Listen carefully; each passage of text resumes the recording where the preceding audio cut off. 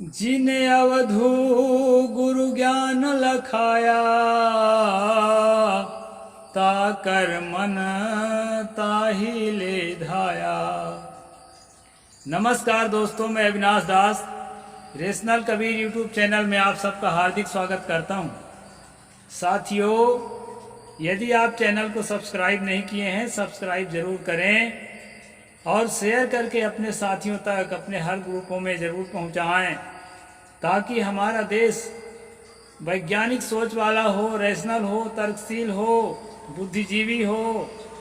सत्य असत्य को समझने में हमारे देश के हर शख्स जो है सक्षम हो, अंधविश्वास पाखंड से और ऊंच नीच छुआछूत से अपने आप को मुक्त कर सकें। दोस्तों, आप जानते हैं कि भारतीय संविधान के आर्टिकल 13-14 में समता, समानता और समानता में जीवन जीने का सब आदमी को अधिकार दिया गया है। और साथ ही जो है 19 में बताया गया है कि अपनी बात भी आप रख सकते हो दिल खोल के, संविधान के दायरे में रह करके। तो दोस्तों, मैं ये चाहता हूँ कि समानता बढ़े, भाईचारा बढ़े, न्याय बढ़े, बंधुता बढ़े। इसके लिए जो है ये चैनल चलाया गया है और भी रैशनल चैनल इसी के लिए चलाए जाते हैं। तो मैं सबसे पहले कविता के अर्थ बता देता हूँ जो शुरू में बोला, इसके बाद मनुस्मृति में प्रवेश करते हैं। कविता में सतगुरु कबीर साहब ने कहा, जिन अवधु गुण ज्ञान लखाया, ताकर मन ताही ले धाया। आपका गुरु जो आपको ज्ञान बताता है और मन में अनन्य श्रद्धा रख करके जिसको आपने गुरु के रूप में स्वीकार किया है, उसके ज्ञान को आप ग्रहण करते हैं, तो वही ज्ञान जो है आपके मन को दौड़ाता है। यानी आपका मन चलायमान उसी दिशा में होगा जिस दिशा में आपके जो परम श्रद्धेय गुरु ने ज्ञान बताया है। ये प्रकृति का नियम है दोस्तों, एकदम प्राकृतिक है। अगर आप सजग नहीं है ना, तो गलत गुरु का बताया हुआ अंधेरा भी आपको प्रकाश लगेगा और अब प्रकाश की ओर न चलकर अंधेरा की ओर चलने लगेंगे। इसलिए सतगुरु कबीर साहब एक ऐसे अनुशास्ता हुए हैं कि उनके एक एक शब्द को समझकर जीवन जीने वाला ही सच्चा कबीरपंथी हो सकता है। नहीं तो कबीर कबीर का माला जपता रहेगा। और हम तो माला भी नहीं जपते हैं, क्योंकि माला जपना ना कबीर साहब ने कहा ही नहीं। तो मैं ये कहा कबीर कबीर जपता रहेगा, लेकिन वो कुछ नहीं जानता कि कबीर कौन था और उसने क्या कहा है। उसके वाणी के मर्म को समझना है दोस्तों। तो मैं ये कह रहा था कि जिसका गुरु जो है, जिसको श्रद्धा से, आस्था से गुरु मान रखे हो, वो जो भी बात कहेगा उसमें मन लगेगा। क्योंकि आस्था में ऐसी ताकत है कि आदमी जो है ना, गोबर पर आस्था रखता है तो गोबर में भगवान दिखने लगता है, पत्थर पर आस्था रखता है तो पत्थर में भगवान दिखने लगता है। वो एक तरह का माइंड सेट कर लेता है। इसलिए अगर जिस पर गुरु समझ के आस्था रखे हो तो उसमें कैसे नहीं आपका मन लगेगा। और अगर उसकी शिक्षाओं को आपने ग्रहण किया है और उसकी शिक्षाएं देश के लिए घातक है, तो दोस्तों आप देश के लिए घातक इंसान बन सकते हैं। कल हमने पढ़ा था कि ब्राह्मण को चाहिए, राजा को चाहिए कि वह ब्राह्मण के आज्ञा अनुसार जो है राजकाज के हर काम को करे। जैसा कि अभी देखा ना, कितने ब्राह्मणों को ले जाके वहाँ सिंगोल स्थापना कर रहे थे हमारे राजा साहब। भले कोई कुछ भी सोचे, लेकिन जो बात है कभी कभी कहना पड़ता है। तो आगे चलते हैं दोस्तों। क्या कहते हैं मनु जी, उसको हम देखते हैं। अच्छी बातें होंगी तो प्रशंसा भी करना आप लोग, क्योंकि वो भी मनुष्य था, कहीं कहीं जमीर जाग जाता था तो अच्छी बात भी बोल देता था। कल हमने देखा था कि अपने अपने जाति के जो काम सौंपा गया है उसके अनुसार हर आदमी को राजा काम कराए और ब्राह्मण की सेवा करे और सुबह सुबह रोज उसका दर्शन करे और उससे आज्ञा लेकर के ही काम करने के लिए निकले। आगे देखते हैं दोस्तों और क्या कह रहे हैं मनु जी। वृद्धांश नित्यम सेवेद विप्रान वेद विदः शुचिन वृद्ध सेवी ही सत्यम रक्षो भीरवि पूज्यते। वेदज्ञ और पवित्र आत्मा वृद्ध ब्राह्मणों की नित्य सेवा करे, क्योंकि वृद्धों की सेवा करने वाला पुरुष राक्षसों से भी ज्यादा पूजित होता है, सदा पूजित होता है। तेभ्योधिगच्छेद विनम विनीतात्माति नित्य सह विनीतात्मा ही नित्य विनश्यति कहिर्चिता। विनयशील राजा भी नित्य उन ब्राह्मणों से विनय की शिक्षा ग्रहण करे, क्योंकि विनीत आत्मा राजा का नाश नहीं होता है। यहाँ बताया है कि जो ब्राह्मण के द्वारा जो विनय बताया गया है, जो विनम्रता बताई गई है, जो नियम बताए गए हैं, जो अनुशासन बताए गए हैं, जो आज्ञाएं दी गई है, उनके अनुसार लगातार जो राजा चल रहा है उसको भी चाहिए कि वह जो है सुबह शाम ब्राह्मण के पास जा करके और सीखते रहे, मन को परिमार्जित करते रहे, तब जाके जो है ठीक से राज चलाएगा और उसका नाश नहीं होगा उसके राज का। बहो विनया नाष्टा राजान परिरिच्छिदा वंशापि राज्यानि विनयात् प्रतिवेदिरे। यहाँ पर जो है दोस्तों 40 नंबर का श्लोक है 7वां अध्याय का। इसमें बता रहे हैं कि बहुत से राजा ऐसे हुए हैं इतिहास में। मनु कह रहे हैं भाई ये भारतीय इतिहास में मत खोजना, ये कल्पना की इतिहास है। मनु कह रहे हैं कि बहुत से राजा ऐसे हुए हैं अपने इतिहास में जो ब्राह्मणों के अनुशासन को नहीं माने तो उनका नाश हो गया। और राजाओं का नाम गिन रहे हैं। वीरो विनष्टो विनयानहुश्चैव पार्थिवः सुधाः पैजवनश्चैव सुखमो निमिरेव च। बेन राजा, नहुस राजा, पिजवन का पुत्र सुधा, सुमुख और निमि ये सब अभिनय से नष्ट हो गए। इन्होंने ब्राह्मण के अनुशासन नहीं मानने के कारण इनका नष्ट हो गया। विनय से पृथु, मनु ने राज, कुबेर ने धन, ऐश्वर्य और विश्वामित्र ने ब्राह्मणत्व पाया। ये जो है ना विनय को मानने वाले लोग जो हैं, अनुशासन को मानने वाले लोग जो हैं, उनका गिनती कर रहे हैं कि पृथु जो है राज पा गया, कुबेर धन पा गया, ब्राह्मणों का अनुशासन माना तो, और जो है ऐश्वर्य पा गया।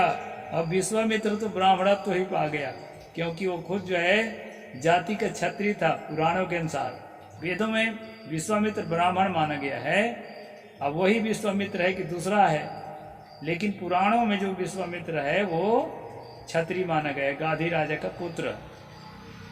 इस प्रकार है दोस्तों। तो और आगे चलते हैं, कुछ श्लोक छोड़ते हैं क्योंकि बहुत ज़्यादा हो जाएगा, समय भी बचाना रहता है। यही विनय से संबंधित बहुत बता दिया, विनय से संबंधित ही है। आगे कहे हैं कि शिकार खेलना, जुआ खेलना, दिन में सोना, दूसरों के दोष का वर्णन करना, स्त्रियों का सहवास करना, मद्य का मद, नाचना गाना बजाना और वृथा घूमना, ये काम 10 व्यसन है। और जो है कहा है पराक्रम दिखलाना, ईर्ष्या, द्वेष, असूया, अर्थ दोष, कठोर भाषण, क्रूर ताड़न, ये 8 क्रोध व्यसन है। इस प्रकार काम क्रोध के जो 18 व्यसन इसमें गिना है दोस्तों, राजा को इन व्यसनों से मुक्त रहने की बात कही गई है। अगर सचमुच मुक्त रहता है तो अच्छी बात है, इसमें जो है किसी प्रकार निंदनीय नहीं है। बुरी चीज़ों से अपने को बचा के रखना राजा ही नहीं प्रजा के लिए भी फायदेमंद होता है। तो ये बात ठीक है दोस्तों। काम से उत्पन्न दुर्गुणों मद्यपान, जुआ, स्त्री सेवन और आखेट, ये 4 यथाक्रम। ये स्त्री सेवन की बात बार बार इसलिए आती है दोस्तों कि स्त्रियों का कोई मूल्य नहीं था। सुबह टाइम मैं नगेली बहन के जो ब्रेस्ट टैक्स का जो इतिहास है उस पर वीडियो बनाया हूँ, उसको आप लोग जरूर देखना दोस्तों। आज ही सुबह बनाया हूँ। नंगेली बहन की शहादत के नाम से है। तो उसको आप जरूर देखना, और देखना कैसे क्रूर राजा होते थे जो स्तन ढकने तक का कर लेते थे। और राजा तो राजा है, शूद्र तो शूद्र है, वो तो छोड़ दीजिए, क्षत्रिय और वैश्यों के स्त्रियों के जो है ना स्तन ढकने के लिए कर तो नहीं लेते थे कि, लेकिन मंदिर के अंदर जब उनको, शूद्रों को तो मंदिर में प्रवेश नहीं था, लेकिन जो बड़ी जातियों के मंदिर में जाते थे उनको स्तन खोल के जाना होता था। वो सारा ऐतिहासिक जो है दोस्तों दस्तावेज के आधार पर मैं सुबह वाला में डाला हूँ, उसको आप जरूर देखना। नंगेली बहन की शहादत चैनल पे जाके देखना, बड़ा दर्दनाक है। मैं तो अपने पर बहुत काबू पा पा के उस वीडियो को बनाया, मेरा दिल जो है पिघल जाता था। तो मैं ये कह रहा था दोस्तों, स्त्री सेवन की बात जो यहाँ कही गई है, स्त्री को खिलौना की तरह खेला गया है, इसको मनुष्य ही नहीं समझा गया है। तो आगे बढ़ते हैं, स्त्री सेवन से बच के रहने को कह रहा है, अच्छी बात है। आगे चलते हैं दोस्तों। व्यसनस्य च मृत्योश्च व्यसनम कष्टमुच्यते, व्यसना धो धो ब्रजसी स्वार्यात्य व्यसनी मृता। मृत्यु और व्यसन में व्यसन ही ज्यादा कष्ट कहा गया है, क्योंकि व्यसनी मरने पर नरक में गिरता है और अव्यसनी मरने पर स्वर्ग में जाता है। ये स्वर्ग नरक का झांसा जो है दोस्तों, इसमें आप मत पढ़ना, आप लोग रेशनल बनो, मेरे पक्के साथी बनो। ये स्वर्ग नरक कहीं नहीं होता है। ये राजे रजवाड़े जो कम पढ़े लिखे सूरवीर तो होते थे, लेकिन जो है तर्कशीलता नहीं होती थी, बुद्धि नहीं होती थी, मूर्ख टाइप के हैं समझ। उनको बस में रखने के लिए ब्राह्मण जो है उनको डराता रहता था, ऐसा करोगे तो नरक में जाओगे, ऐसा करोगे तो स्वर्ग में जाओगे। तो उसी से वो बेचारे डर के मारे ना उन्हीं के हिसाब से करते रहते थे। लेकिन आज जो है, आज वो युग नहीं है, आप लोग जो है रेशनल बनो। आगे फिर क्या कहते हैं, मौलाच्छास्त्रविदः सूरान लब्ध लक्षान कुलोद्भवान सचिवान सप्तः चाष्टवा प्रकुर्वीत परीक्षितान। ये भयंकर श्लोक है दोस्तों, इसको बहुत बारीकी से समझना। ये आज भी लागू है, आज जो है संविधान के जमाने में भी ये वाला श्लोक लागू है।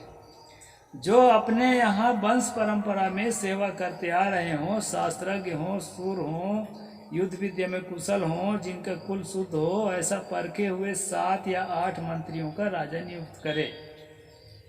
एक कैबिनेट मंत्री बनाने की बात है। आज भी जो है ना प्रधानमंत्री और उनका जो पार्टी का जो लीडरशिप होता है, वो लोग क्या करते हैं दोस्तों, ऐसे लोगों को कैबिनेट में, ये नेहरू के जमाने से चलाया है, कोई मोदी भर इसमें दोषी है ऐसा मत कहिए। ज्यादातर जो है ना सवर्णों को कैबिनेट में रखते हैं, और ज्यादातर इनके जो गंदे एजेंडा है उसको जो समर्थक हों उनको ही ज्यादातर कैबिनेट में मंत्री के पद पर रखते हैं लोग आज भी। तो ये जो है ना, इसमें क्या कहा है, मैं एक बात कई बार बताता हूं और बता देता हूं, बहुत जरूरी है। विनायक सावरकर कहते थे कि मनुस्मृति तो है ये है, तो संविधान का एक बना रहे। क्यों संविधान बनाते दोस्तों? मनुस्मृति जो है इनके गुरु महाराज का, गुरु का लिखा है, दादा गुरु का, आरएसएस वालों।